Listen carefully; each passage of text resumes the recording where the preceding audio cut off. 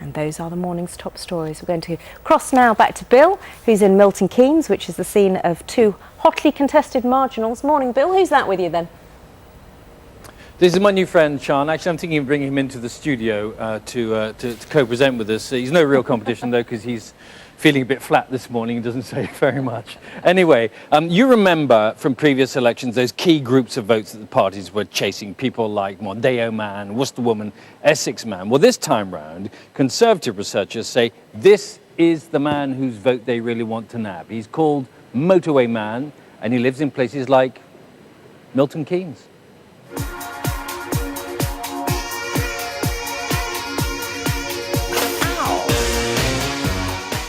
He's the man all the parties want to impress. He's got a decent job, likes his motor, and of course, he's going places. He's Motorway Man, or woman. And the big question is, who's he going to vote for in this election?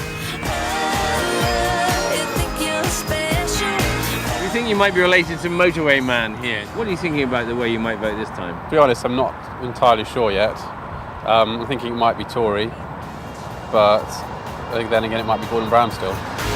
I think I'm a bit torn, thinking, should I ever stop with Labour because we've always been with Labour, or should we go Tory? And because it's a bit. I'm like that. I've always been Labour. Family's always been Labour, and that's why I stuck with Labour. But now I'm trying to with what's happened, and it may be a change. That don't impress me much. So what else do we know about Motorway Man? Well, he's a homeowner, in his mid-30s, probably married but without any kids, and not surprisingly, lives close to a motorway. So how do the experts think he or she might vote? We've looked at YouGov analysis and we've seen how they've changed over the last 5 years. In 2005, in 1997, they would have been very much New Labour, but now they have changed over that period of time. They're very much blue now, so they are an opportunity for Cameron. Will Motorway Man then really give the Conservatives a head start in the race to number 10? I don't know whether they're all as bad as each other, to tell you the truth, you know. Once all the people come on TV and put forward what they want, then I'll probably choose. And when they're taking it easy, the best place to find these swing voters is where they practice their swing. I have no allegiance at the moment. I don't have any with David Cameron or Gordon Brown. They would really have to win my vote, and so far neither of them have really done it for me. How big an issue is the financial aspect for you in this election? Well, I mean, if I had any money left for them to manage, I think that would be ideal. But no, I actually don't think I'm doing too bad at the moment. The interest rates are low for my mortgage. I'm very pleased with that. But I don't think the Conservatives are going to do any better.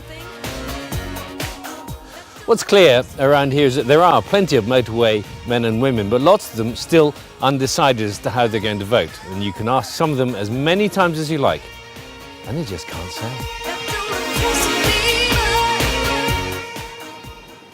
And some election quick facts for you. There are this time around 650 parliamentary seats in the House of Commons up for grabs. And that number changes from time to time as they redraw the boundaries. This time it's a round number, 650. But of those, almost half of them have not changed hands for 40 years, since 1970. They stayed with the same party from one election to another.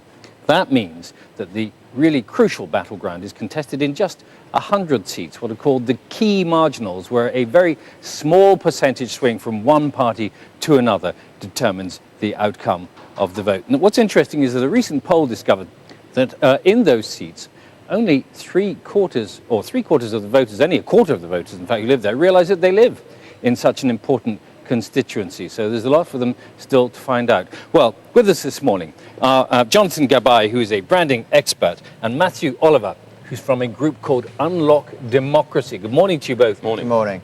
Tell us first, Unlock Democracy, what is it? It's the UK's leading campaigns organisation for democracy, rights and freedoms, and basically we're encouraging as many people to use their vote at this general election as possible. And you have a computer program, a website, which helps people determine what they are, so to speak. Is that right? Yes, that's right. It's called Vote Match. We're not telling them how to vote. It's called Vote Match, not Vote Tell. But basically, they answer 30 agree, disagree questions on the issues that matter to them.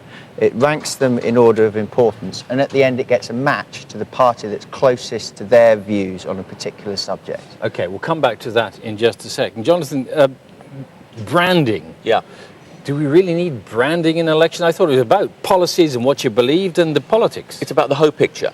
So what happens with branding, it helps people make the right decision given that they have such a wide choice. So what branding does, it actually says here is a single-minded message, and here is how that message is interpreted through various marketing communications.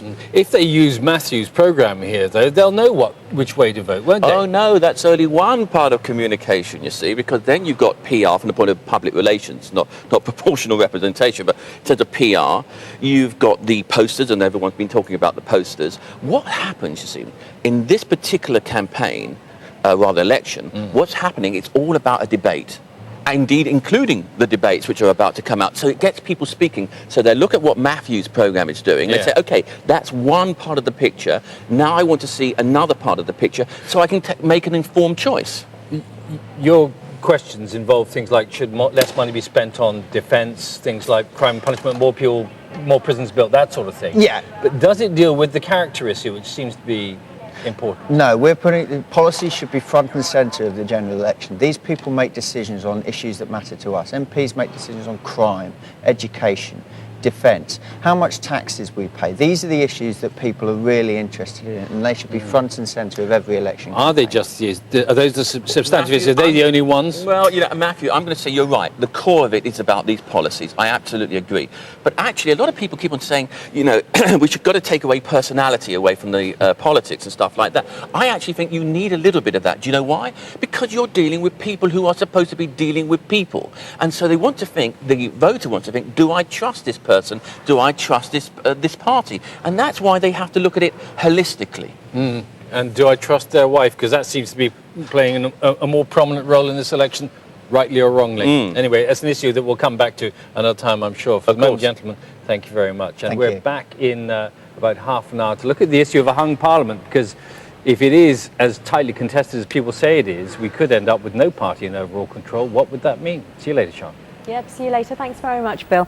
Just to let you know, by the way, you can follow the details of the campaign over the next few weeks on our special Election 2010 website, and that's packed with analysis, special features, everything you need to know. It's well worth a look. It includes a guide showing where the three main parties stand on the issues like health and crime and the economy. You find all that and more at this address is bbc.co.uk/election, including, if you haven't registered to vote, you can find out how you do that. The date, by the way, April the 20th.